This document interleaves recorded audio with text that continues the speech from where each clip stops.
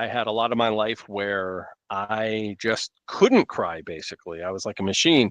And Andrew, he's the opposite. He can't stop crying. It's kind of weird. We might not make it through this podcast, actually.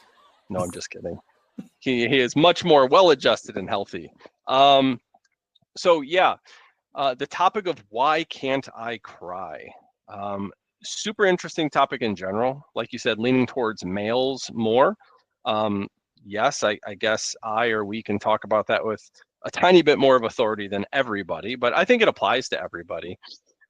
It's like the meme you've seen online, emotional damage, right? So that will be one of the reasons that we get into.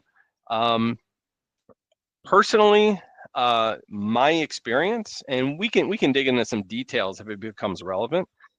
But between outside forces and inside forces, I had a bit of a tough childhood, and my emotions became scary, tough, and unsafe. So to compensate with that, I became a very logical, rational person. That was the weapon that I could wield, that was safe, that I felt comfortable wielding.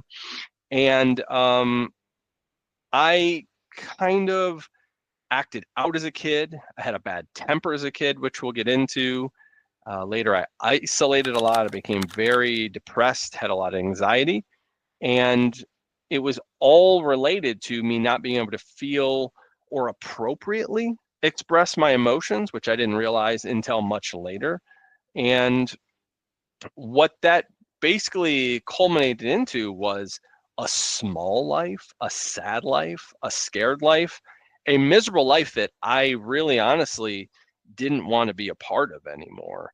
And through a lot of hard work and experience, I've dug out of that.